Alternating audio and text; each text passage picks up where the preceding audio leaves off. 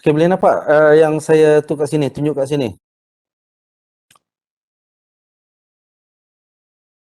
Boleh, Prof. Boleh, Prof. Okey, tolong seorang baca. Kuat-kuat sikit, biar semua dengar. Seorang baca.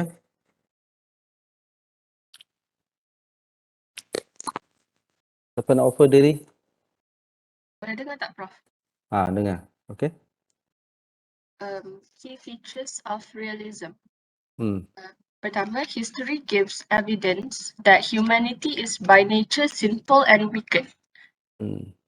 Lust for power and dominance has been a major, all-important and all-pervasive fact of human nature. Okay. Human instinct for power cannot be eliminated.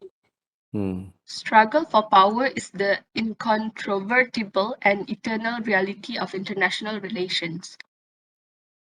Each nation always seeks to secure the goals of national interests defined in terms of power.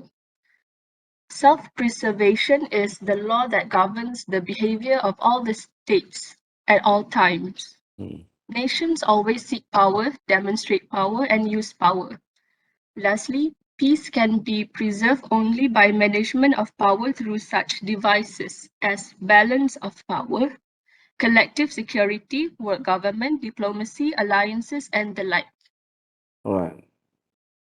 Okey, siapa boleh kupaskan poin nombor 1 sampai nombor 8 ni?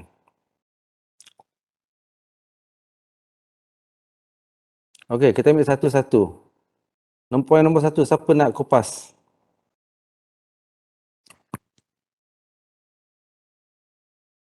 Poin nombor 1, siapa boleh kupas? Tadi Aisyah kan, saya catat nama ni kat sini ni. Yang mana yang participate?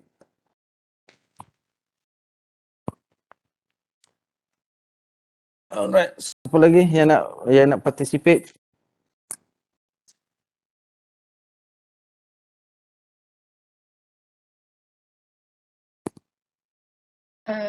Professor, Ya.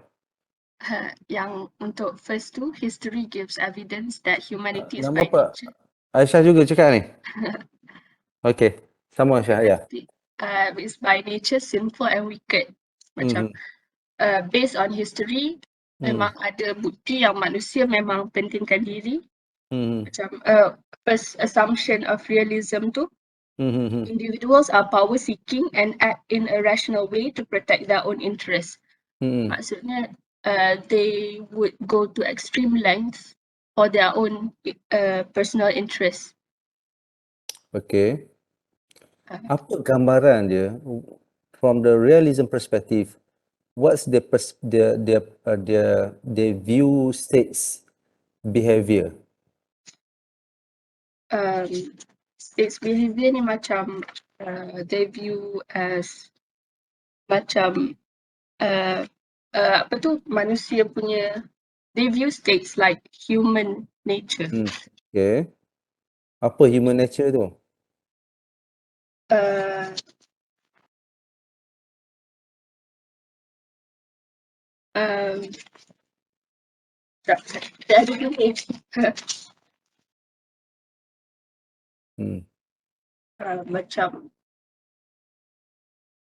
Macam apa Thomas Hobbes ada kata, whether for gain, safety or reputation, power seeking individuals will thus endeavour to destroy or subdue one another. Okay. Right. Okay, terima kasih Aisyah. Bagus. Berani dan juga boleh faham lah. Okay, yang lain seorang dua lagi yang boleh bagi pandangan tentang realism, because you have to understand realism in order to understand idealism, and you also have to understand what is neorealism. Ya, Syami, siapa yang bercakap ni?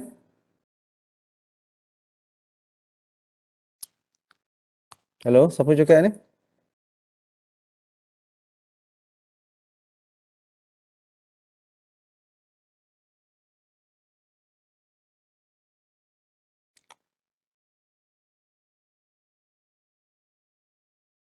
Tak ada orang nak bercakap ke selain daripada Aisyah? Takut semua. Okey, Adam.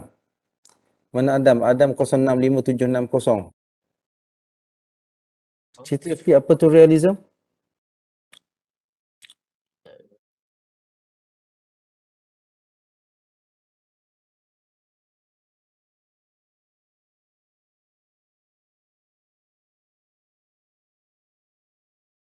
Adam 065. Hmm.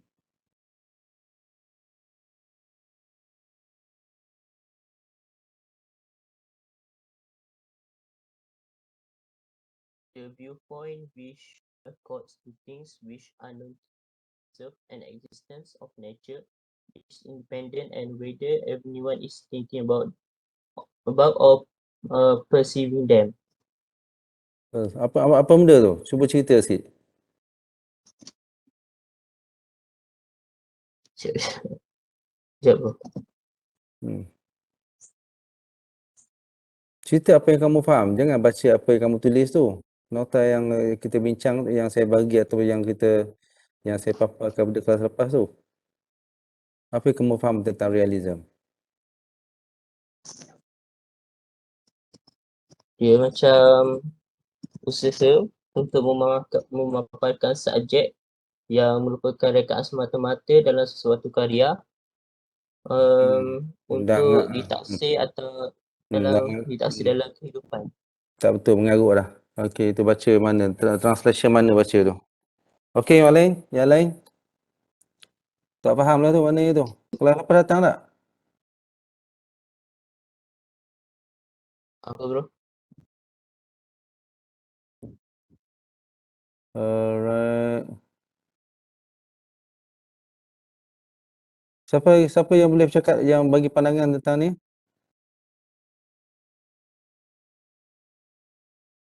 Realism lelaki?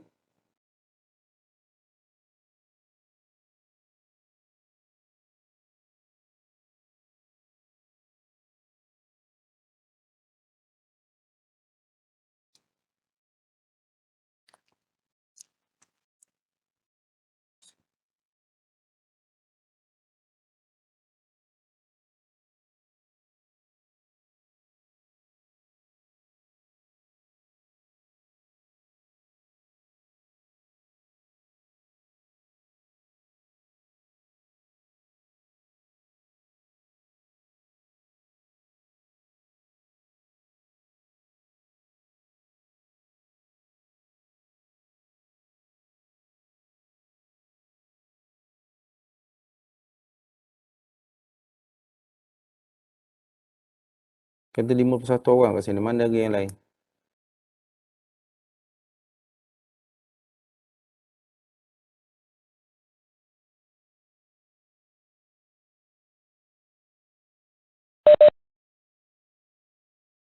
Ya, boleh. Siapa ni? Okey, Nurul Hawa.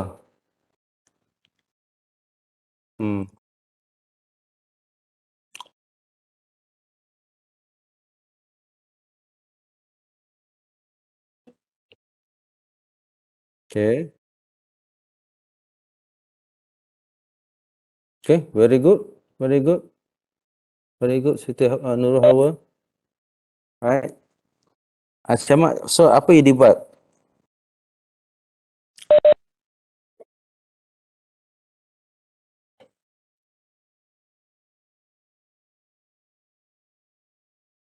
Okay. Very good. Okay, Nurul Hawa. Bagus. Ahmad Aiman. Terima kasih Nurul Hawa. Nak dengar Ahmad Aiman. Apa kamu faham tentang realism ni dalam hubungan antarabangsa?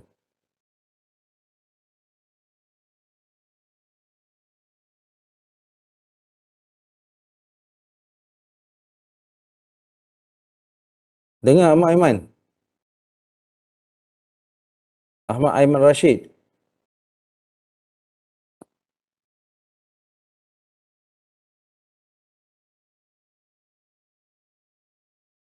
Kosong 5776. Dengar tak?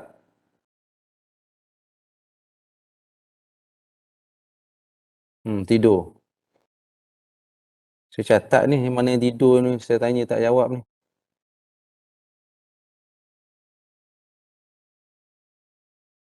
Muhammad Nizam.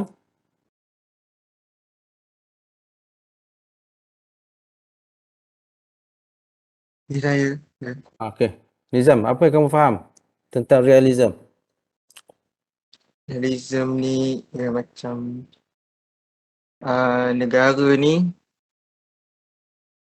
dia memang mengejar kepentingan peribadi lah. Lepas tu kalau boleh nak meraup sumber daya sebanyak mungkin. Mhm. Lepas tu dia negara tu berusaha membangunlah kekuatan militer ni untuk bertahan hidup. Okey. Lagi apa lagi? Lepas tu dia merupakan sistem internasional yang bersifat anarki. Apa yang kamu faham tentang anarki? Anarki anarki ni yang dia yang berkuasa, yang lain tu tempat sekiranya yang dia berkuasa. Okey, salah sikit tu. Anarki bermaksud tidak ada kuasa, tidak ada there is no world government. Tidak ada kerajaan dunia. Okay, that is anarki. Kalau kata anarki dalam negara kita ni mana tidak ada kerajaan. Tidak ada undang-undang. It's lawless. It's apa ni, tidak ada sistem. So anarki diberikan antarabangsa macam tu juga. Mereka melihat bahawa bagi realism, there is no single government at the international level yang boleh untuk regulate negara-negara ni. So dunia disebab anarki. Anarki ni bercakap tentang siapa kuat dia akan merintah. Siapa kuat dia akan berjaya. Right? Jadi pada pandangan realism, dunia ni anarki. Okay? So itu masuk anarki, Nizam. Okay, terima kasih Nizam. Okey.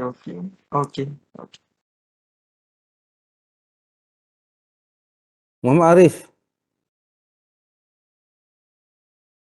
Mana Arif Hakimi?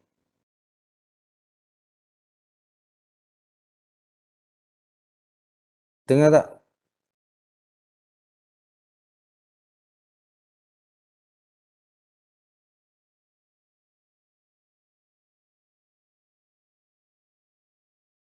Yes, Prof. Ya. Apa yang kamu faham tentang realism? Dia dah disebut dia bersifat bermaksud dia lawless, mementingkan dia punya kemahuan dulu berbanding benda lain lah. Jadi kalau dia kalau kemahuan dia tu macam bersifat salah pun dia akan mementingkan lagi daripada benda-benda yang lain lah. Contohnya ajak perang ke dan sebagainya. Okey. Uh, Apa contoh realism di peringkat antarabangsa sekarang? yang saya rasa macam perang dulu perang antara Rusia dengan dekat Ukraine Tak berdengar, tak berjelas suara ni Alif. Ukraine dengan Rusia. Okey, apa yang kamu faham tentang Ukraine Russia tu? Kat mana realism yang boleh kamu tengok kat situ? Realism ni sebab anarki, maksudnya Rusia buat macam mana pun dia halang oleh orang lain sebab tak ada orang boleh menghalang dia sebab dia ada kuasa. Okey. Alright, terima kasih Arif Hakimi. So, baca balik tentang what is realism, saya nampak ramai yang masih lagi kabur tentang realism ni. Yeah. But this asas tu, nanti dalam exam kamu tak nak jawab nanti. Tanya soalan. Saya akan buat test nanti. So, kalau tak boleh jawab dalam masa 5 minit, dengan poin yang penting, yang betul, tak ada markah lah. Okey, kita masuk idealism pula ya. Dalam masa bersama kita dah bincang itu tentang neorealism kan. Di mana mereka melihat bahawa bila dunia dah ada struktur dia, okey, walaupun masih anarki tapi ada strukturnya. So macam mana realism nak gunakan struktur tu untuk kepentingan negara masing-masing. Okey,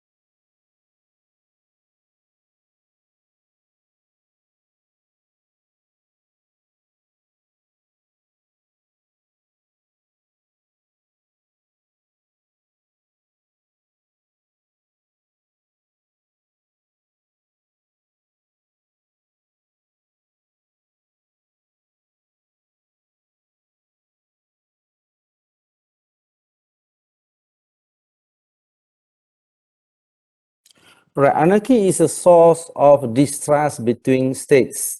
Outcome is in the international system generated by three main system variables: distribution of power among states, level of interdependence, and level of institutionalizations. Anarchy does not necessarily lead to conflict and can be mitigated through institutions. Sustainable cooperation is possible. Alright, kita melihat dalam pembincangan neorealism ya, apabila mereka melihat bahawa wujudnya international system sekarang ni, ada United Nations, adanya World Court, adanya peraturan-peraturan perdagangan, okay. So walau bagaimanapun bagi neorealism, mereka melihat institusi yang ada itu tidak boleh dipercayai untuk di mana bila berlaku sesuatu yang menyentuh tentang kepentingan negara masing-masing, maka mereka akan rugi. Jadi di sinilah mereka melihat bahawa mereka percaya bahawa mereka perlu mempergunakan, how they going to manipulate, how they going to use, menggunakan institusi yang ada tu untuk kepentingan negara dia. Okay. Dan dalam masa yang sama, pada pihak satu lagi melihat bahawa anarki wujud tetapi tidak semestinya akan menyebabkan berlaku konflik dengan institusi, dengan keadaan yang selepas perang dunia kedua tu telah membuktikan bahawa konflik boleh dihindari. Okay, we can avoid the conflict, okay, by using by follow the international system. Ini idealism, okay. Ini idealism ataupun perspektif idealism yang melihat bahawa kita boleh avoid, kita boleh hindari konflik dengan melaksanakan kerjasama antara negara-negara. Right? So ini asasnya, kerjasama adalah satu asas penting dalam idealism yang sekarang ni orang sebut sebagai liberalism. Okay, so tajuk di departure from realism to institutional liberalism. Melihat bagaimana institusi di dalam dunia hari ini yang lebih ke arah kerjasama telah menyebabkan konflik terhindar ataupun perang tidak berlaku. So kita masuk idealism.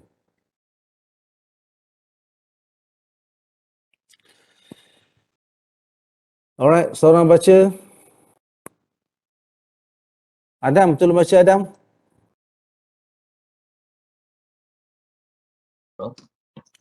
Adam tolong baca. The idealist approach hold the old, ineffective, and harmful modes of behavior. In the example, war, use of force, and violence should be abandoned in favor of new ways and means as detained by knowledge, reason, compassion, and self-restraint. Idealism suggests that international peace should be achieved through cooperation between democratic states and the common sense of people. A set of ideas which together oppose war and advocate the reform of international community through dependence upon moral values and the law and the development of international institutions and international law. Idealist approach derives strength from the general idea of evolutionary progress in society and the spirit of liberal idealism which was at the back of American policies. The idealist approach advocates morality as the means for securing the desired objective of making the world an ideal world. It believed that by following morality and moral value in their relations, nations can not only secure their own development but also can help the world to eliminate war, inequality, despotism, tyranny, violence, and force. As such, idealism advocates the needs for improving relations among nations by removing the evils present in the international environment. Alright. So this is idealism yang melihat bahawa dia adalah reactions kepada realism yang selalu bercakap soal negara, soal peperangan, macam mana untuk mengukuhkan ketenteraan, right? Bercakap tentang national interest. Idealism bercakap tentang manusia berbeza daripada apa yang realism fikirkan. Manusia secara moralnya, secara common sense mahu bekerjasama. Tidak ada manusia yang tak nak bekerjasama, yang nak berperang, nak bergaduh hari-hari, ya. So dia kata, why not kita bina kerjasama tu melalui institusi yang ada, yang mungkin boleh kita buat. So ini ditunjukkan pada pertamanya oleh Amerika zaman Woodrow Wilson dahulu, menubuhkan United Nations. Okay? Menubuhkan United Nations, kemudian adanya Universal Declaration of Human Rights. So di bawah United Nations adanya institusi undang-undang antarabangsa. So mereka bercakap tentang this is benda yang menguntungkan manusia. It's not all about state. Ini isu asasnya. Okay? Dalam idealism bercakap dia tidak semestinya soal negara. Ia juga bercakap tentang manusia. Ya, pasal yang sengsara semasa perang adalah manusia. State is useless without human being, without the people. Ya, tidak berguna tanpa manusia, kan. Tapi manusia sifatnya bukanlah senang berperang hari-hari. Mereka bercakap soal moral, values, kerjasama. Right? Jadi dalam idealism ni bercakap soal we can eliminate war, we can eliminate inequality, tyranny, violence, and so on and so forth melalui penubuhan institusi yang boleh diyakini oleh negara. So istilah diyakini telah menyebabkan adanya perbezaan antara negara A dan negara B. Ada setengah negara dia tak percaya, dia tak yakin. Okay. So dia masih lagi bersifat menggunakan menggunakan kuasa untuk menonjolkan dasar luar dia ataupun national interest mereka. So ada negara yang percaya bahawa we have the system now, dan the institusi yang boleh diyakini untuk mengawal state behavior, supaya tak mudah serang orang, tak mudah berperang dan sebagainya, right? So this is semangat idealism, ya. Dan yang keduanya yang juga penting ialah bagaimana nak kaitkan idealism dengan liberalism. Sekarang ni orang sebut liberalism sekarang ni lebih kerap daripada idealism, walaupun liberalism tu asalnya daripada idealism, right? Dia idealism menyentuh tentang manusia dan liberalism pun menyentuh tentang manusia, di mana bagi liberalism, if you follow tentang orang tu, you kata dia ni liberal, kan. So liberal bercakap tentang hak asasi manusia, bercakap tentang tentang human liberty, freedom, bercakap tentang kebebasan individual liberty, dan kebebasan dalam soal kehidupan dia, right? Jadi seharusnya negara ni tidak boleh untuk melihat kepentingan negara saja. Mereka juga harus melihat kepentingan individual di dalam negara dia. Hak rakyat mereka, hak untuk menentukan hala tuju, hak untuk hidup aman damai, tidak mahu berperang. Pasal mereka saksikan macam negara barat yang terlibat dengan perang dunia, kan. Mereka saksikan macam mana kepentingan negara telah menyebabkan rakyat ramai terkorban. Sedangkan dan tidak mendapat hak yang sepatutnya.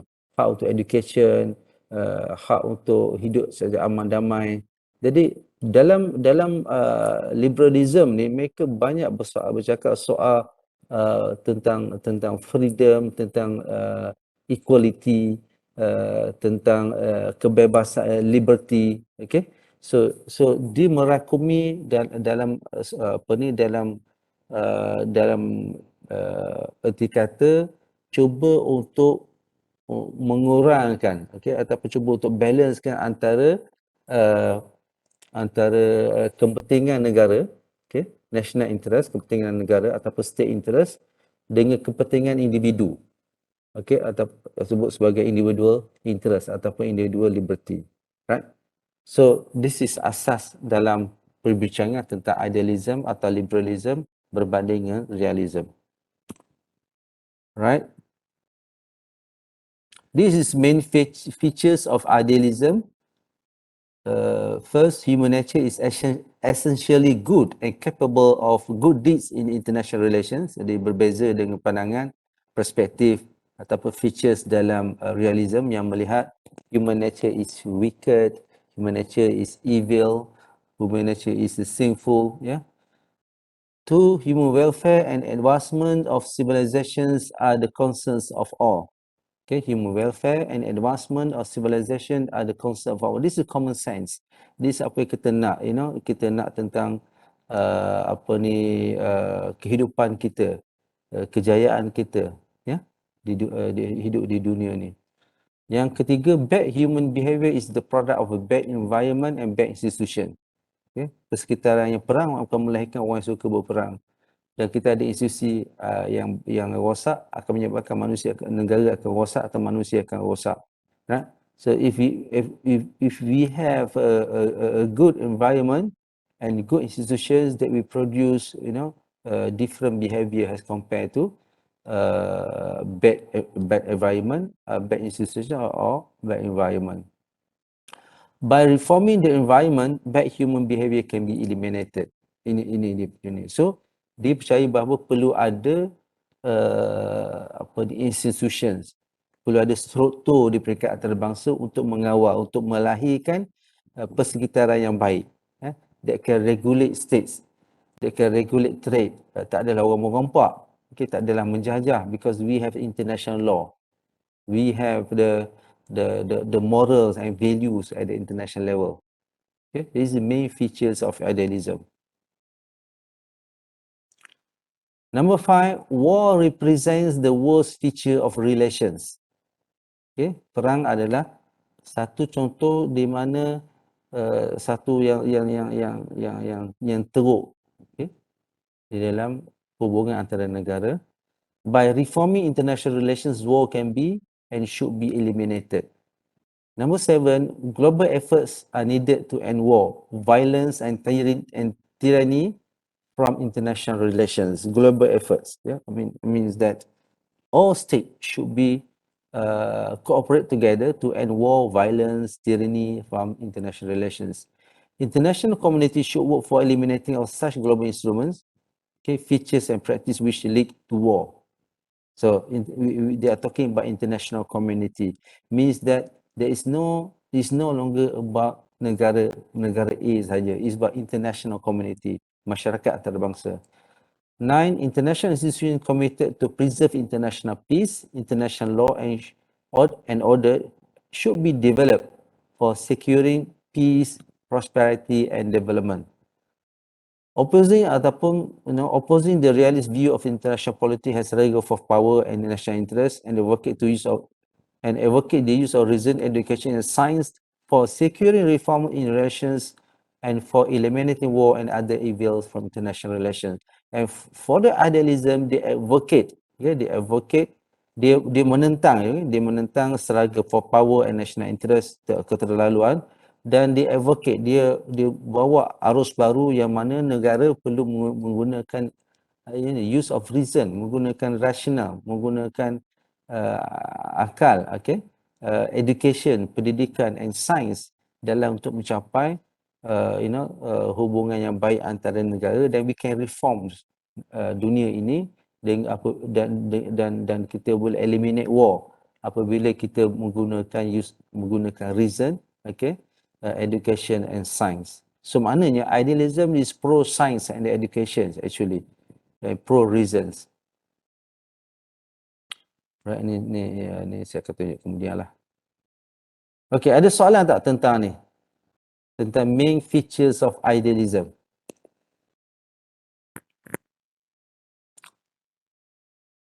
Right, kalau kita tengok sekarang ya,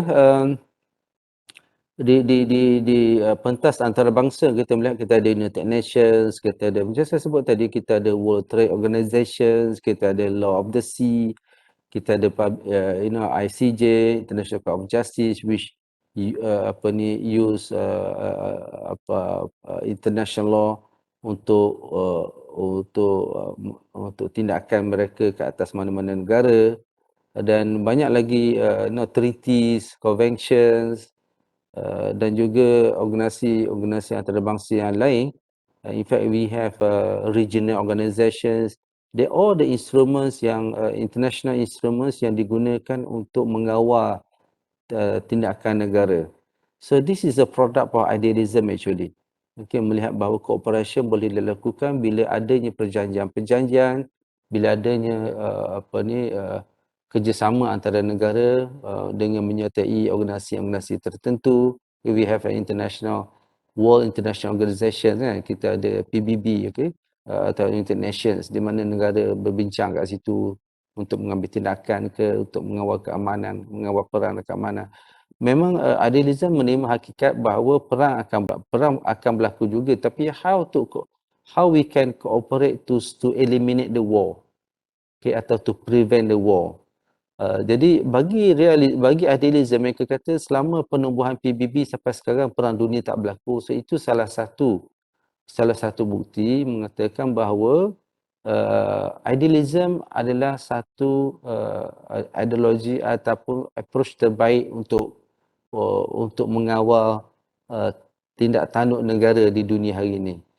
Okay, yang berbeza dengan realism yang selalu melihat bahawa perang adalah salah satu cara untuk penonjolan kuasa. Negara perlu fikirkan negara mereka sahaja. Okay, pasal dalam realism bercakap tentang self-help, ya, bercakap tentang tidak ada orang lain yang akan membantu negara dia kalau berlaku apa-apa, melainkan negara dia sendiri. Alright. Any questions? Ada soalan tentang idealism? Main features dia? No, doktor. Tak ada? Tak ada, doktor. Ada pula seorang kata tak ada. Yang lain tak ada tak?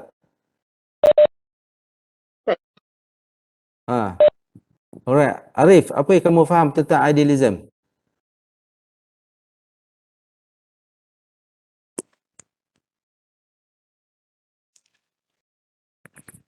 Arif Hakimi, apa yang kamu faham tentang idealism?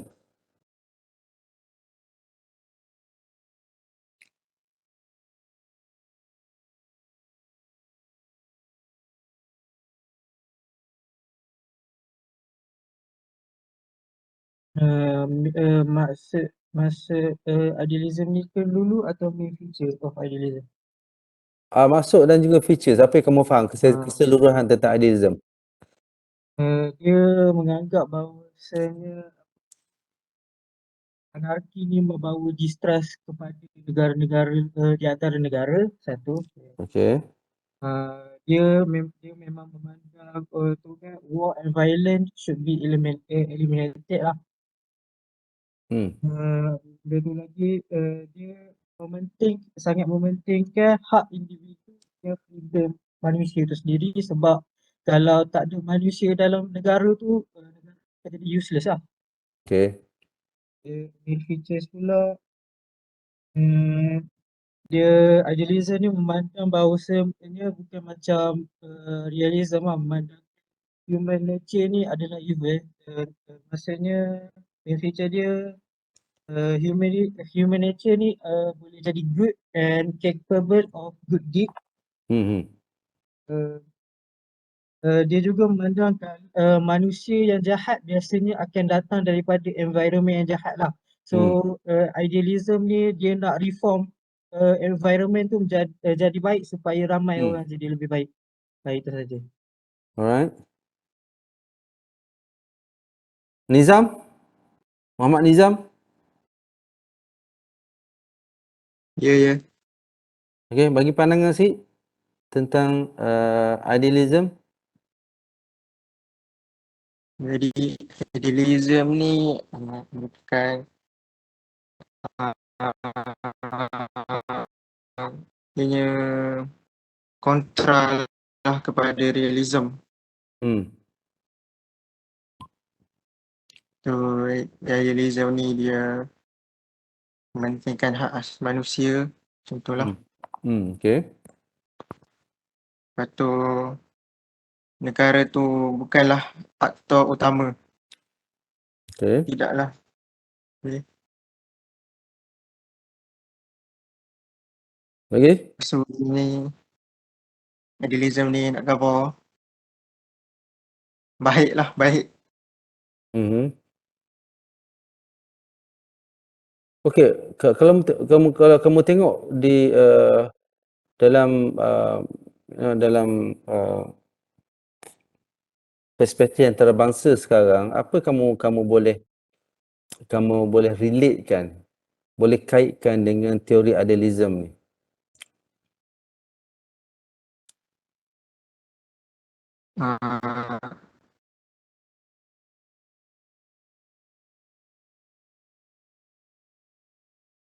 Apa?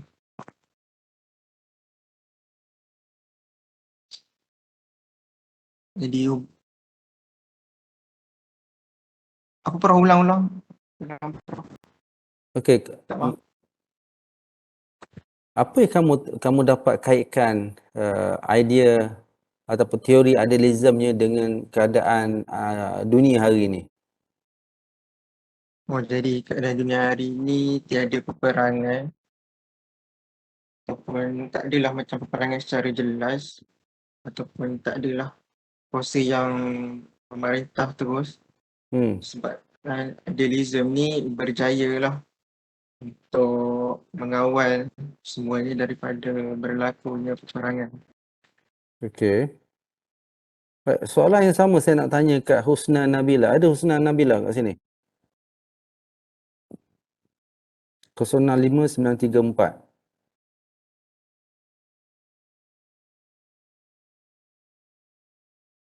Husna Nabila.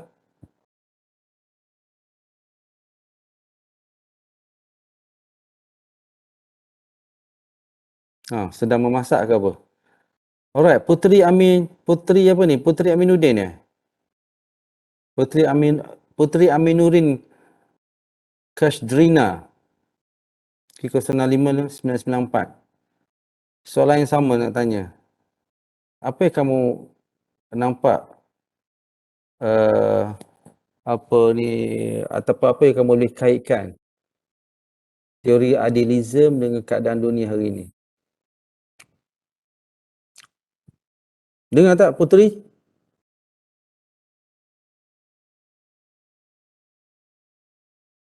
Okey. Putri Aminuddin pun tengah memasak ke basuh kain. Baik. Carmen ada kat sini? Carmen Ho? Yes, ada Prof. Ya, Carmen Ho, soalan yang sama. Soalan tentang apa idealism kan? Ya, In my own words. ya. Okay, so How you can idealism relate? ni, Okay, after that, can you relate the theory with the current international politics? Right? okay. Hmm. Okay, I will try.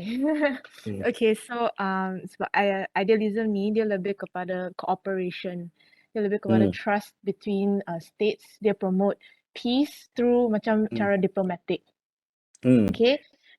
Tapi dalam situation hari ini, I think maybe dia lebih after this Russia-Ukraine issue, dia is evident walaupun dia ada the foundation there for cooperation between states, tetapi sebab dia ada kuasa veto, so walaupun benda ni ada, tapi kalau kuasa besar tak nak ikut juga, the smaller states yang lebih lemah, dia terpaksa ikut sebab dia orang takut. Because they only care about their own security juga. Yeah, so walaupun benda ni macam dalam ICJ semua, PBB semua, dia ada effort dia, tapi it's actually very hard to implement. Okay. Alright, very good. Carmen, thank you. Siapa lagi nak bagi pandangan? Siapa lagi nak bagi pandangan?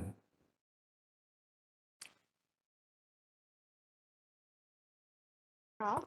Ya. Siapa ni? My opinion, Charlene, Prof. Charlene, okay.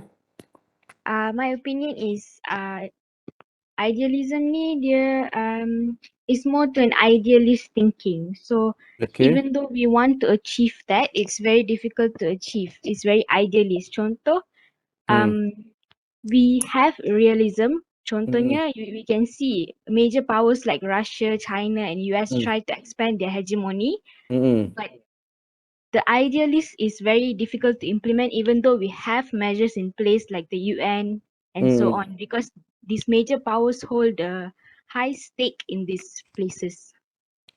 Okay, very good. Shalin, you dah buat pembandingan dah tentang realism dan dengan idealism. Very good. Alright, we move to liberalism. You know, liberalism is the extensions of idealism, right? It's the extension of idealism.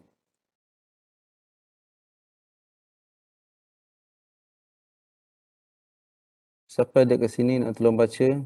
Saya nak wake up semua, nak wake up call pada semua ni. Itu yang kalau tak sebut nama semua basuh kain lah, pergi masak lah, yang pokok lah kan. Mana Ain Najwa ada Ain Najwa? Ada tak saya? Okay, Ain Najwa tolong baca. Liberalism. Okay. Liberalism contains a variety of concepts and arguments about how institutions, behaviors, and economic connections contain and mitigate the violent power of states. Liberalism is based on the moral argument that ensuring the right of an individual person to life, liberty, and property is the highest goal of the government. Consequently, liberals emphasize the well-being of the individual as the fundamental building block of a just political system. The main concern of liberalism is to construct institutions that protect individual freedom by limiting the checking political power. Okay. Democratic peace theory is perhaps the strongest contribution liberalism makes to IR theory. Yeah. It asserts that democratic states are highly unlikely to go to war with one another. Alright. So this is liberalism. Alright. Biasa sekarang orang jarang sebut pasal idealism bila bincang pasal teori. Mostly dia sebut pasal liberalism, teori liberalism, or realism, or neoliberalism, or realism. Alright, kalau tengok sini yang nombor 3 tu, 1, 2, 3, the main concern of liberalism is construct institution that protect individual freedom by limiting and checking political power. Macam saya sebutkan tadi, dalam isu antarabangsa, it's not only about state, it's also about people. And dalam soal manusia ni, dia kena lihat sudut kebebasan manusia itu sendiri. If you create war, then manusia tak bebas lagi. So dia melihat bahawa ada kuasa di dekat antarabangsa. We are talking about hegemony, we talking about superpower states. But again, bagi liberalism, you have to consider about people, about individual dan mereka ni ada hak mereka. Jadi liberalism bercakap tentang moral judgment, individual moral judgment dan juga state moral judgment dalam membuat penilaian untuk dasar-dasar mereka. So bagi liberalism, kerjasama tu satu perkara yang penting dan kerjasama perlu dibuat secara demokratik. That's why, for example, selain ada institusi, di institusi itu adapt, okay, mengambil sikap yang lebih demokrasi, okay, mengambil sistem demokrasi dalam penentuan sesuatu perkara. Contoh di PBB contohnya, atau any other organizations, they have a democratic system that, through that democratic system, peace can be advocated, okay, and war can be eliminated or prevented.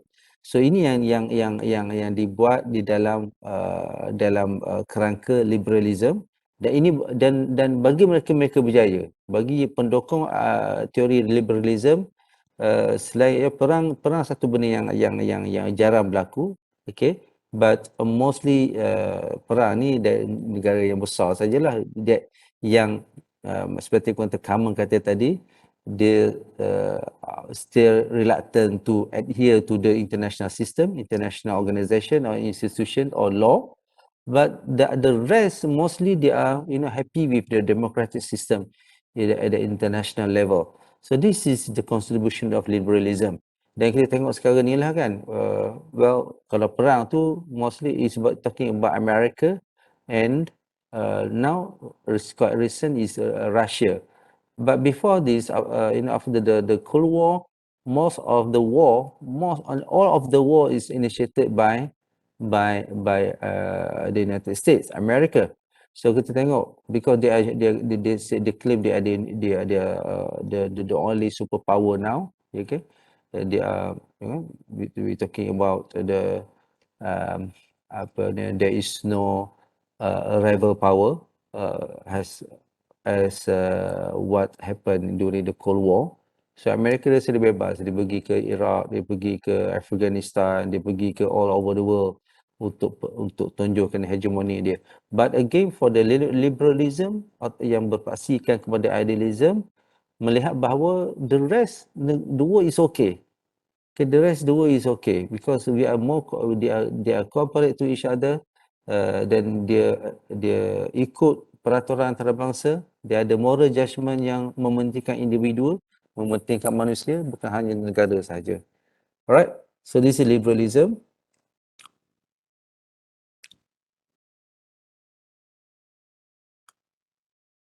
And there are three interlocking factors, of liberalism. First, international law and agreements are accompanied by international organizations to create an international system that goes significantly beyond beyond one of just states. For example, United Nations pool resources for common goals, provide for near constant diplomacy between enemies and friends alike, and give all member state a voice in international community. Kita ada perbincangan secara demokratik di dekat United Nations, even antara musuh, dan juga kawan. Kita tengok sekarang ni kan, di United Nations mereka boleh berbincang, mereka boleh dan akhirnya menerima keputusan majority di situ. Itu yang pertama. Yang kedua, the spread of free trade and capitalism through the efforts of powerful liberal states and international organizations like the World Trade Organization, the International Monetary Fund, and the World Bank creates an open market-based international economic system. Trade between states decrease conflict and makes war less likely. Since war disrupt and cancel the benefits or profit of trades, states with extensive trade ties are therefore strongly incentivized to maintain peaceful relations. So kita boleh tengok sekarang bila berlaku perang kan di Ukraine, how people suffer kan. Negara juga suffer bila harga naik, semua negara yang too dependent with Ukraine and Russia, they are suffer most. Negara macam Mesir, Turki, in fact Malaysia pun kita ada terkesan juga, right? Jadi this is the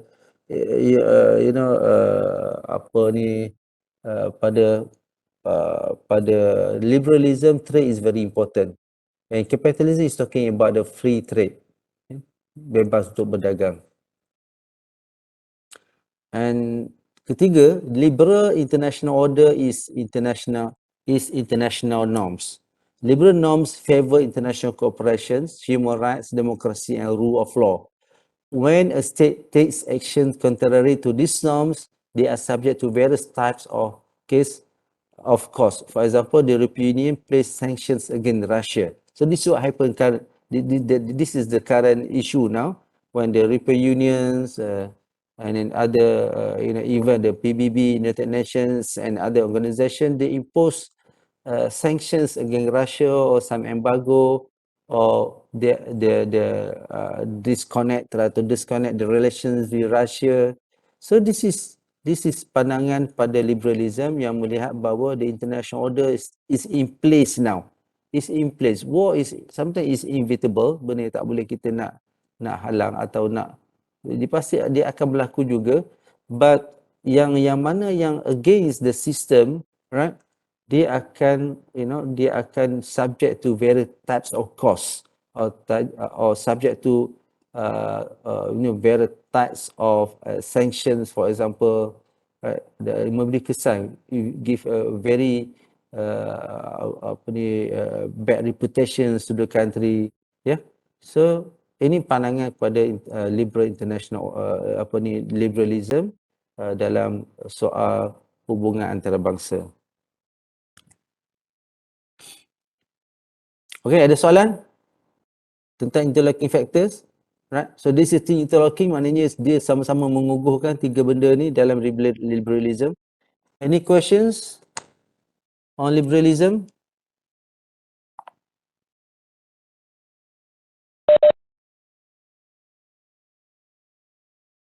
Ya, silakan.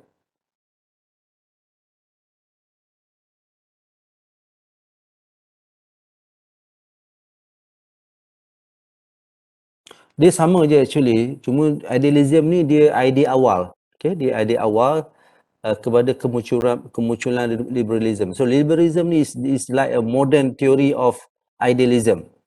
Right? So orang jangan guna idealism because bagi dia idealism is something yang macam siapa sebut Adam yang define tadi mula-mula, terlalu ideal, something yang cannot be reached, yeah. So they change it to liberalism, and then we can see the liberalism talk about individual liberty, corporations, about moral judgment dan sebagainya. Negara mula lebih tidak mengurangkan peranan antara peranan yang bersifat terlalu pentingkan national interest sangat, right? Jadi the evolutions of idealism is liberalism, and we can see after this there is another term they use, neoliberalism. Okay, seperti mana realism dahulu, realism, then they have neorealism. But anyway, liberalism and idealism is the same thing. Right? Cuma asas kepada liberalism adalah idealism. You see, idealism bercakap tentang manusia, manusia ni baik sebagainya. Liberalism is no longer talk about manusia, dia bercakap tentang sistem, dia bercakap tentang institutions. So there is the difference, right? But the rest dia sama je. Boleh faham ya? Okay, sama. Okay, and now we have the new terms. They have they call it neorealism. Neorealism, di mana neorealism ni dia mementingkan institusi. Seperti mana neorealism neorealism juga bercakap tentang international system. Hari tu saya ada tunjuk video kan, John Mashmere bercakap tentang what is neorealism, betul tak? Saya tunjuk kat kelas ni kan? Okay. So now they have the new term of neoliberalism. Neo tu new. Okay. Neo tu new, bahasa Latin kan. It's neoliberalism, di mana international institution facilitate international cooperation. Ingat tak, dalam liberalism ataupun idealism yang pada peringkat awal ni bercakap tentang manusia ni nak bekerjasama. Right? Itu idealism. So bila pergi liberalism bercakap tentang we should have international cooperation through states.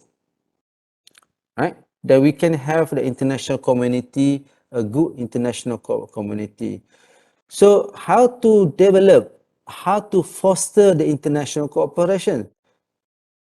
Melalui international institution. Melalui institusi antarabangsa. For example, ASEAN. ASEAN adalah idea dalam liberalism. We facilitate market, we facilitate the pergerakan manusia, warga di Asia Tenggara ini. Kita regulate dari sudut customnya, kita regulate dari sudut immigrationnya. So that then after that, we can see so many cooperation through ASEAN, right? And then negara-negara lain yang lain pun nak masuk ASEAN yang berhampiran. Daripada ASEAN 5 to ASEAN now, how many? 11. Right? So this is the nature of the international cooperation. Orang akan suka. And then we can avoid conflict and crisis, pasal kita ada satu institusi yang boleh duduk kat situ berbincang secara demokratik, right? So neoliberalism bercakap tentang international institution, right? Cooperation can be difficult to achieve its anarchic conditions, but institution allow state to overcome a variety of collection action impediments. Right. So dia bercakap tentang cooperation memang kerjasama payah dalam dunia yang anarki ni, tetapi bila ada institutions, kita akan melihat anarki semakin hari semakin hilang keadaan dunia semakin anarki di dunia semakin terhakis, semakin berkurangan, right? Semakin mengecil, because institusi yang ada di peringkat antarabangsa, dia menyebabkan negara duduk sekali dan bekerjasama, semakin bekerjasama. The primary focus of neoliberalism is how institutions might be redesigned to more efficiently obtain cooperative outcomes. Ini yang saya sebut tadi dalam ni lah. Contoh ASEAN sebagai contohnya EU sebagai contohnya. Increased interaction and informational exchange among self-interested individual and actors are important, right? So this is also satu andaian dalam neoliberalism, bahawa interaksi dan juga pertukaran maklumat antara negara, right, semakin meningkat, dan ini akan menyebabkan krisis semakin mengecil. Okay, dan kita melihat macam mana negara memaparkan kepentingan mereka melalui institusi tadi, perbincangan tadi. Okay, aku nak ini. Contohnya negara tu aku pun nak ini. Okay, why not we cooperate to achieve our interest mutually, secara bekerjasama. So rather than dulu kalau ada realism berfikir tentang negara dia saja. Sebab bila ada institusi, mereka berfikir untuk bersama untuk mendapatkan so-called interest mereka tu. The structure or design of international institution plays an important role in determining the extent to which collective goals can be realized, right? So dalam neoliberalism melihat bahawa struktur atau design, we talking about struktur ASEAN, we talking about struktur United Nations, for example, dia penting untuk negara mencapai matlamat negara masing-masing. So macam saya kata tadi lah kan, di peringkat Asia, negara-negara Asia dia masuk tu, dia bincang tentang, they have their own interest, every negara, every member state have their own interest, but how to discuss to achieve all the interests together, right? Probably we have the different interests, but how to manage the differences together in the institutions. So the structure of the institution or the design of an institution is very important for the neoliberalism. Neoliberalism argued that the anarchic environment of self-interested, egocentric actors did not necessarily impose debilitating realist constraint and cooperation, right? So bagi neoliberalism, dia menerima bahawa memang dunia ni ada lagi anarkism, negara masih lagi ada self-interest, ego, ya. Tetapi dia tak boleh untuk semudah-mudahnya untuk menonjolkan interest mereka, ego mereka di peringkat antarabangsa.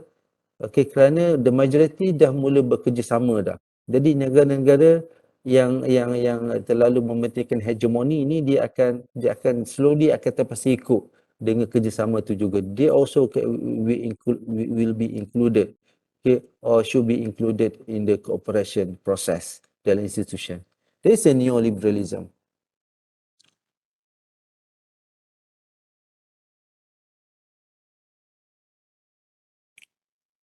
Okay, Adrina, ada Adrina 066361, boleh baca?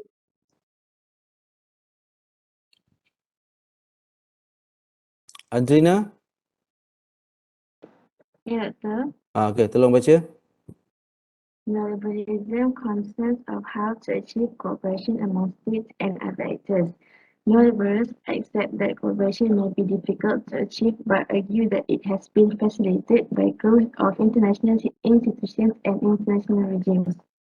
Neoliberalism is premised on liberal assumptions about the possibility of cumulative progress in human affairs and thus views anarchy, in contrast to structural realism, as a vacuum which is gradually filled with human-created processes. This does not make neoliberals idealists. However, they recognize the difficulties involved in overcoming the anarchic environment in international politics.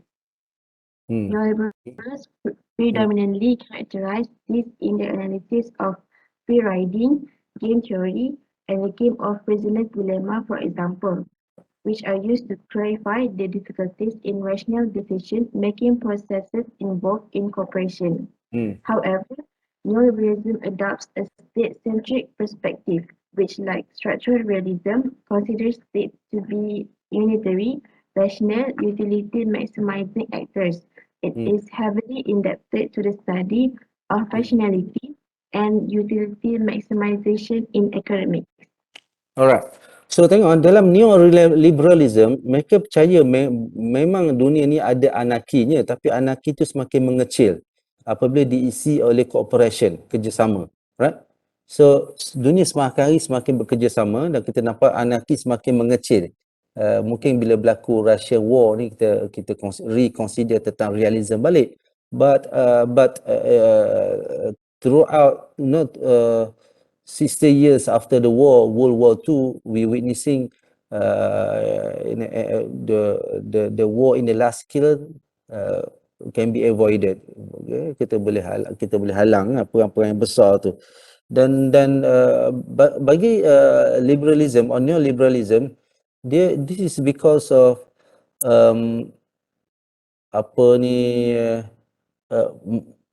negara tu sendiri dah mula berfikir secara rasional. We have few options in the world. Nak buat tu, nak buat ni, tapi kita memilihnya secara rasional, okay? Dan satu persamaan antara neoliberalism dengan realism atau neorealism ialah mereka percaya bahawa memang negara ni state centric, dia fikir pasal negara dia.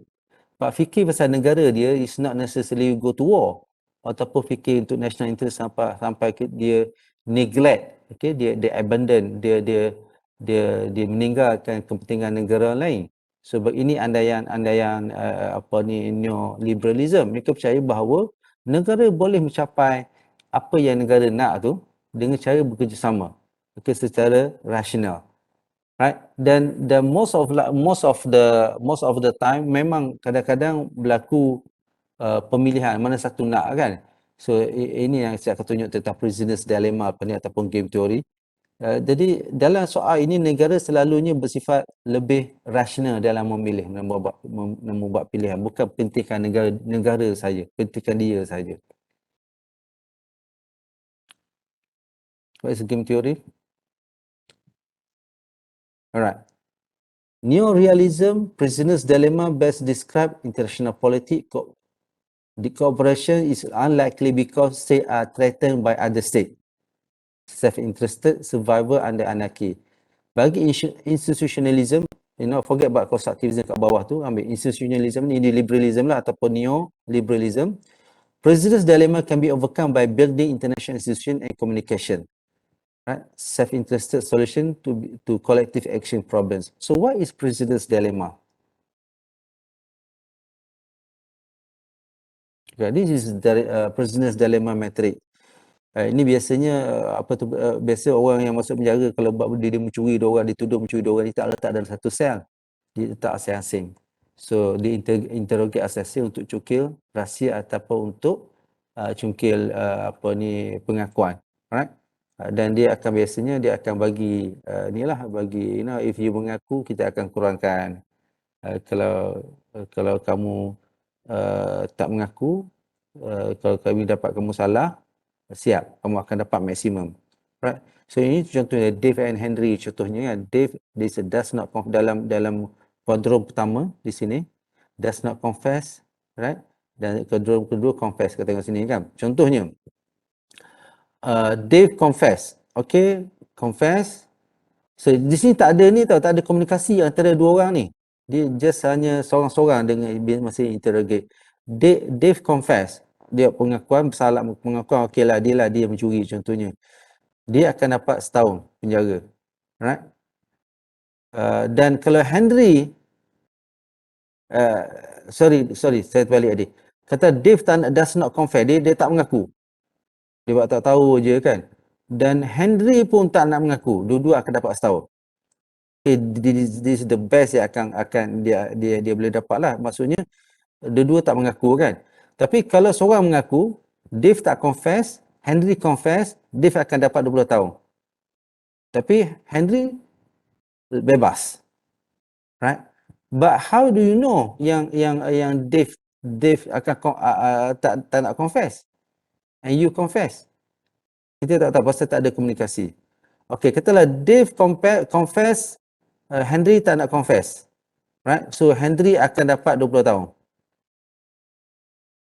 Dan kalau dua-dua confess bersalah, dia akan dapat 5 tahun. This is game theory yang bagi negara ini contohnya lah kalau isu dalam perang nuklear. Pasal banyak benda-benda di peringkat antarabangsa ni ataupun antara rahsia negara ni diorang tak tahu. That's why dia orang ada spy. Nak tahu rahsia negara tu, kekuatan militeri dan sebagainya kan. Rahsia dia buat interception, you tengok dalam Snowden punya ni kan, macam mana dia banyak dia dapat maklumat-maklumat yang CIA punya. Okay. So is benda-benda yang bercakap soal kepentingan negara ni. Jadi dalam soal ni, kita tengok ni kan. Game theory is an approach to determining rational choice in competition situation. So the word here is rational choice. Each actor tries to maximize gains or minimize losses under conditions of uncertainty. The game called Prisoner's Dilemma captures the kind of collective good problem common in international relations. In this situation, rational players choose moves that produce an outcome with all players are worse off. They all could do better, but as individual rational actors, they are unable to achieve this outcome. How can this be? The original story tells of two prisoners questioned separately by prosecutor.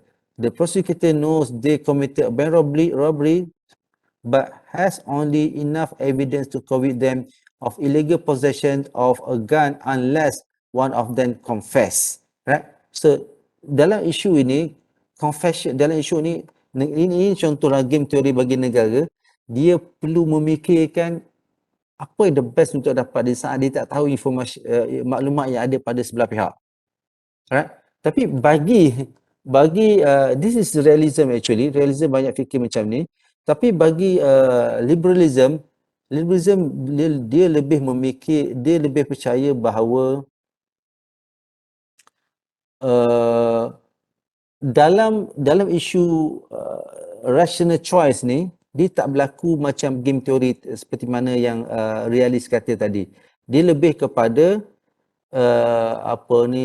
bila kita ada institution, there's no longer game theory, there's no longer prisoner dilemma, because in that institution we can communicate. Macam saya kata tadi lah, realism dia lebih kepada saya interest negara dia, negara aku tak akan beritahu rahsia negara aku, tapi aku akan cungkil rahsia negara kau.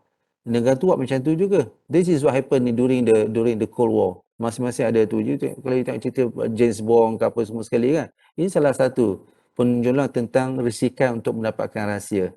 Right. So bagi neoliberalism, mereka percaya bahawa through international institutions and then through communications, they can overcome the issues of prisoner dilemma. Dia boleh lari daripada isu-isu yang kepentingan negara yang terlalu ditonjolkan sangat. Right? Dan takut terlepas. Seperti mana dalam isu prisoners dilemma. Okay, ada soalan tentang prisoners dilemma? Ada soalan tentang neoliberalism?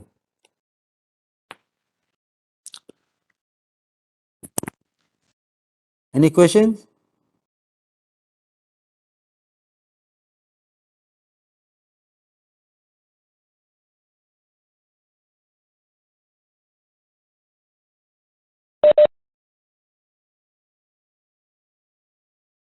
Kat chatbot. Tanyalah apa tu guna chatbot pula.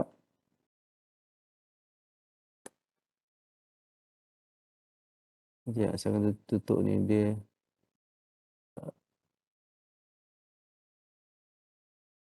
Chat.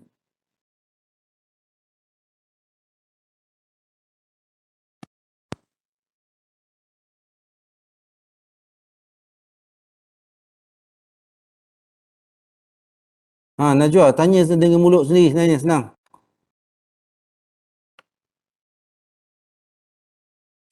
Najwa, mana Najwa? No Najwa Kamarudin.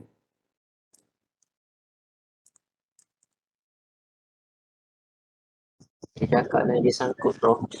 Oh, dia sangkut. Kalau organisasi yang idealism, kalau perang terjadi, dia orang takkan ni.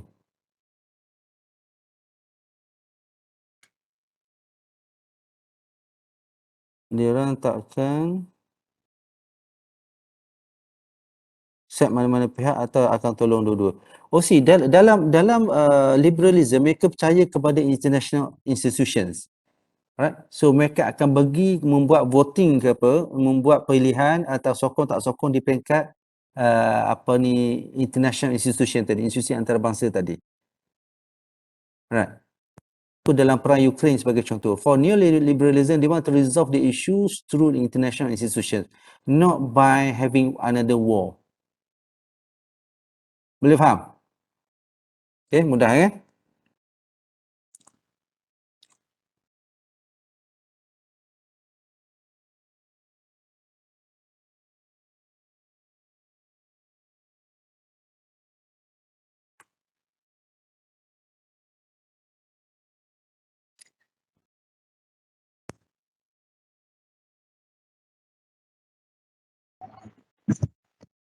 Doktor, Ya. saya nak cuba jawab soalan Najwa tu. Dia, dia kata yang pasal idealism tu, kalau perang terjadi, adakah idealism ni akan sokong satu side ataupun dua-dua? Okey, saya teringat dulu masa sejarah Perang Dunia Pertama dulu, kita ada Presiden US masa tu Woodrow Wilson. Woodrow Wilson ni Presiden US 1913 sampai 1921 tak silap saya. Kalau kita lihat dulu, negara US ni dia masuk Perang Dunia Pertama masa tu lewat. Dia masuk pada penghujung perang, masa tu nak masuk ke 1917 ke 1918 macam tu. Sebenarnya bila berlakunya konflik di Europe pada tahun 1918 tu, Wilson ni dia sebenarnya reject idea untuk US ni masuk sekali perang. Dia siap kempen lagi. Dia kata he kick us out of the war. Sebenarnya Wilson ni dia menyokong fahaman idealis ni lah. Sebenarnya dia percaya yang US tak sepatutnya enter the conflict.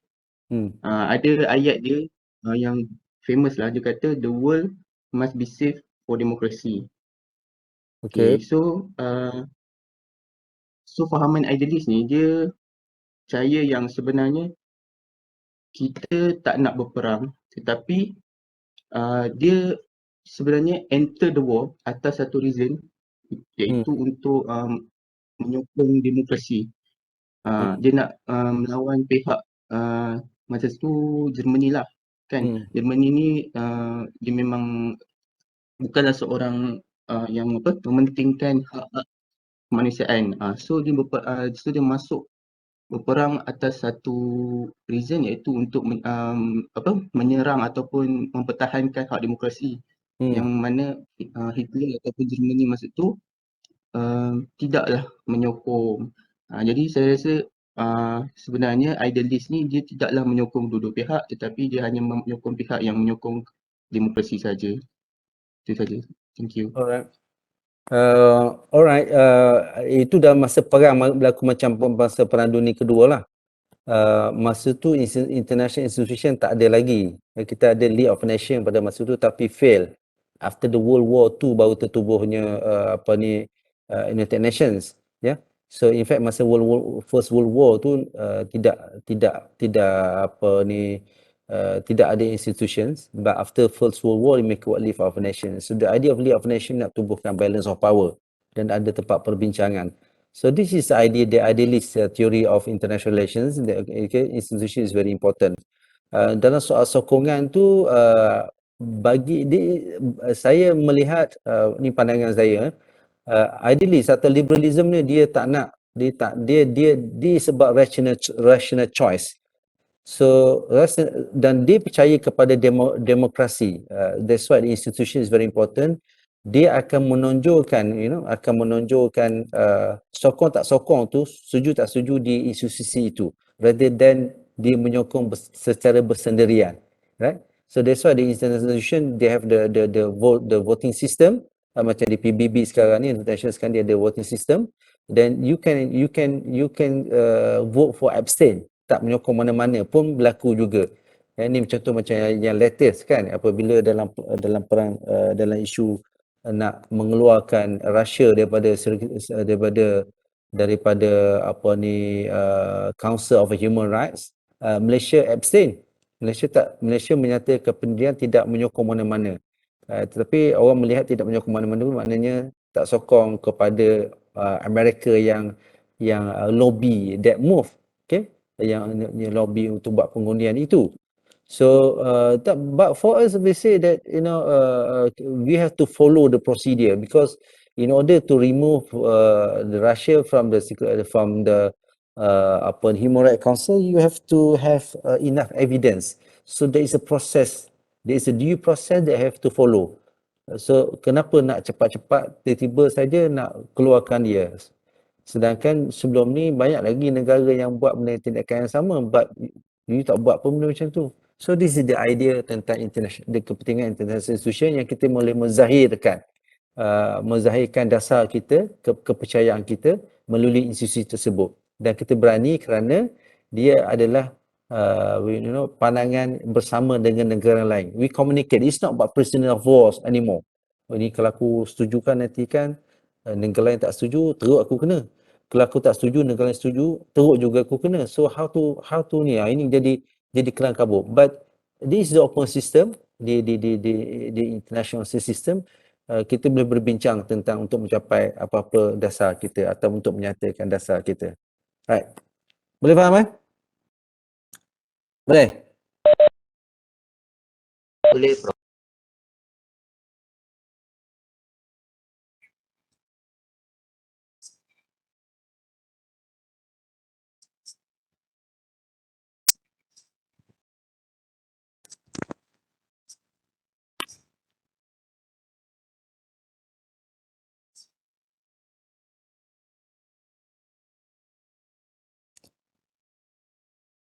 Saya share satu video tentang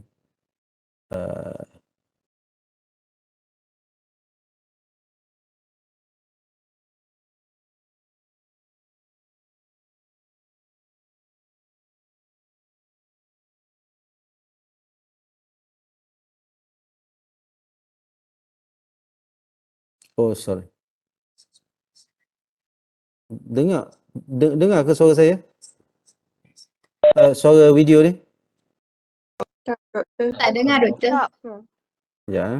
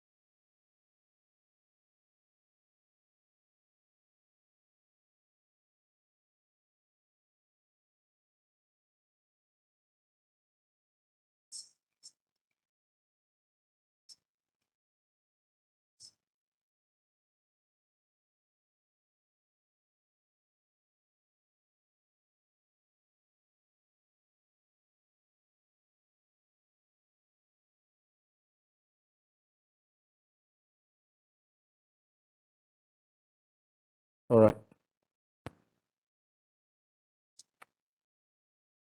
Lead to the division of realism into two. Dengar tak? Hey everyone, Noah Zerby here. Dengar, Prof? In the late Okay. 1970s, a debate emerged within the realist approach to global politics. That debate would ultimately lead to the division of realism into two distinct camps, dubbed classical realism and neorealism. In response to the emergence of neorealism, a similar fracture took place within the liberal school of international relations as well, with neoliberal IR theory emerging. And that's the focus of this video. If the roots of neorealism can be traced back to Kenneth Waltz's 1979 book, Theory of International Politics, then the foundations of neoliberal international relations theory must be traced to two seminal works. The first was Robert Cohen's book, After Hegemony, Cooperation and Discord in the World Political Economy. Cohen, along with his later co-author Joseph Nye, developed the theory of complex interdependence to make sense of cooperation between states in global politics. The other was Robert Axelrod's book, The Evolution of Cooperation. Published in 1981, Axelrod's book shows how cooperation and coordination of strategy can evolve in the context of structural competition between actors. For more on this, see our video on the prisoner's dilemma and its solutions. What emerged from the work of Axelrod, Cohen, and others was the school of thought we now know as neoliberal international relations. While rooted in a similar optimistic outlook regarding the international system as classical liberalism, neoliberalism broke with classical liberalism in several important ways. First, and perhaps most importantly, while classical liberalism never really addressed the question of anarchy in the international system, neoliberalism accepted the realist proposition. That is, neoliberals agreed that the international system is anarchic, but nevertheless reject realist and neorealist assertions that this condition of anarchy would necessarily lead to conflict. Instead, neoliberals emphasize the centrality of cooperation in global politics. They asked an important question. If the anarchic international system necessarily creates a self-help environment, a war of all against all as Hobbes suggested, then why is war not more common? In answering that question, they emphasize the importance of international institutions in structuring the international environment in ways that mitigate against anarchy. Thus, while classical liberalism emphasized the centrality of human nature and argued that conflict was largely the result of bad actors or of the failure of cooperation, neoliberals accepted the realist assertion regarding the nature of the international system. Neoliberals accept that the international system is anarchic and that states will pursue the national interest. However, neoliberals assert that international institutions can help limit or shape that anarchy, help to set up the conditions under which cooperation may be more possible. Because of this, neoliberal IR theory is sometimes referred to as neoliberal institutionalism, a name that emphasizes the central importance neoliberals place on global institutions. Another important difference between classical and neoliberalism is rooted in the question of who are the most important actors in global politics. Classical liberalism tends to emphasize the importance of individual agents as actors in global politics. Individual choices and psychology tended to play an important role in classical liberal explanations and analyses. By contrast, neoliberalism tends to accept the realist assertion that the state is the most important actor, though they added international institutions essentially as collections of states as well. Neoliberals accepted the realist claim that the state was a rational actor, that it engaged in a cost-benefit analysis in pursuit of defined goals. Classical liberals would not necessarily be comfortable with this claim. And finally, classical liberals tended to be more historical and philosophical in their orientation, explaining conflict in specific historical contexts and drawing extensively on fields like political theory and philosophy.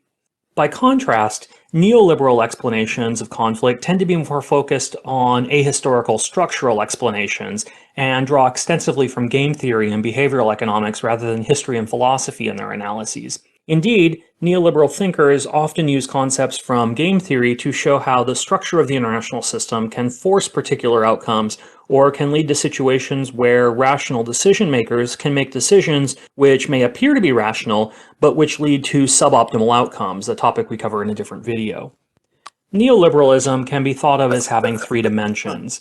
a social dimension which holds that as people from different countries come into ever greater contact, they understand one another more and become less supportive of war. The opening of cultural expression and exchange, and the discovery of shared values and beliefs reduces animosity between groups. This idea is not really very different from those expressed by classical liberalism.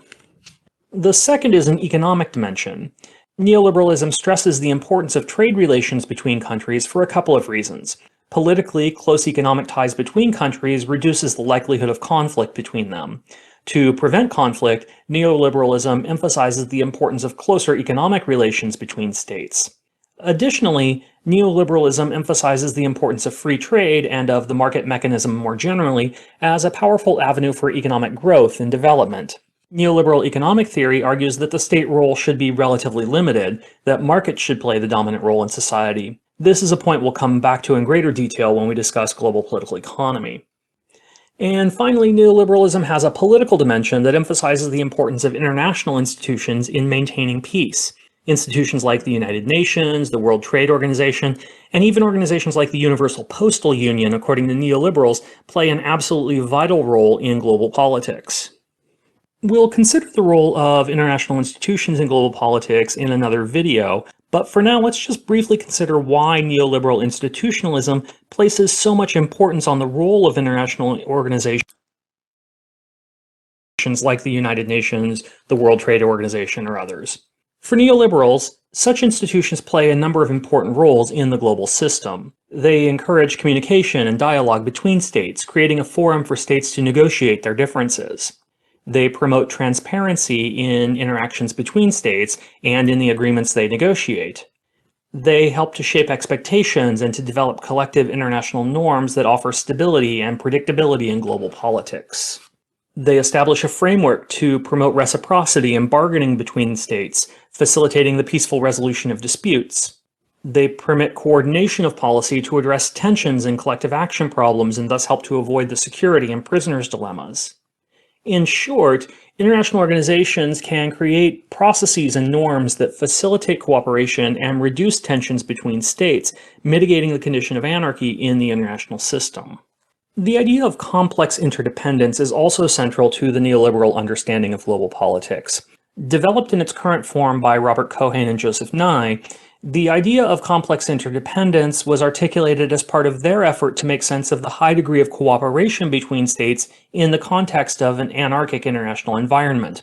Put simply, Cohen and Nye contrast dependence, which they see as the state of being determined or significantly affected by external forces, with interdependence, which they define as situations characterized by reciprocal effects among countries or among actors in different countries.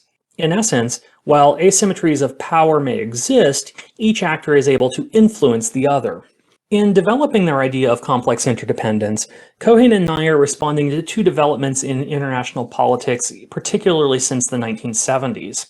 The first was a decline in direct military conflict and the use of force in international relations. The realist and neo-realist assertion that the international system is a self-help environment should mean, according to Cohen and Nye, that states are concerned above all with their own survival and security. But in reality, cooperation rather than conflict seems to be more common in global politics.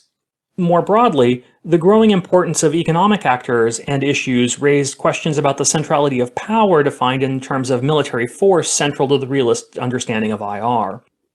The European Union was growing in influence. The newly industrialized countries, most notably Japan, were developing as economic powerhouses without a corresponding growth in military capabilities. And the growing role of organizations like OPEC, the Organization for Petroleum Exporting Countries, testified to the increasing importance of economic rather than military power. All of these topics are addressed in greater detail in other videos. Cohen and Nye's complex interdependence, thus, is essentially an effort to explain this growing disconnect. Ironically, this situation was described by U.S. Secretary of State Henry Kissinger, a steadfast advocate of realpolitik and architect of U.S. policy in Vietnam, who observed in a 1974 speech to the Los Angeles World Affairs Council, "Progress in dealing with our traditional agenda is no longer enough. A new and unprecedented kind of issue has emerged. The problems of energy, resources, environment, population, the uses of space and the seas now rank with questions of military security, ideology, and territorial rivalry, which have traditionally made up the diplomatic agenda. There are three main elements or characteristics of complex interdependence. First, multiple channels connect societies. Relations between states are not simply a matter of government-to-government relations. Instead, societies are connected through their governments as well as through other avenues, including informal ties between non-governmental elites, relations between transnational corporations and local economies, connections across civil society, personal connections between private individuals, and a host of others. Second, the issues that states deal with are not simply or clearly organized in a hierarchy. Military security, in other words, is not always the state's number one objective. Economic, political, social, cultural, and other issues may dominate decision-making at a particular moment in time. As a result, states are constantly involved in trade-offs across policy issue areas at different moments. And third, military force is not always an effective vehicle through which to achieve policy objectives. As a result, the world has actually seen a decline in the use of military force and coercive power in international relations over time. Therefore, according to Cohen and Nye, states will often cooperate, negotiate across issue areas, and restrain themselves from the use of force in their foreign relations. In short, cooperation in global politics is not only possible, it's often effective.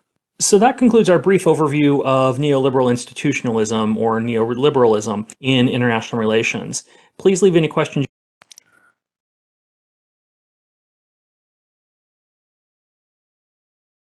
Alright, boleh lagi jelas tentang apa ni liberalism. Alright, ada soalan?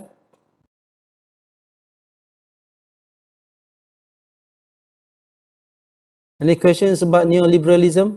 The rest, to enhance your understanding, you have to read, and you have to watch the video. Kat YouTube berlambat lagi. But you can have the points yang slide yang tu tadi dalam e-clip ni. Saya setengah usahakan, tak selesai lagi masalah e-clip ni. Any questions about neoliberalism? Yang tadi disebut pasal classical liberalism ya. Classical liberalism is idealism. Sama saja.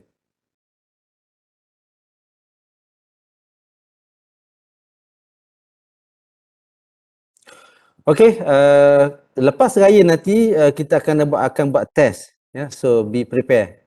Kita ada 1-2 kelas lagi kan. Lepas tu kita akan buat test nanti lepas raya insya-Allah.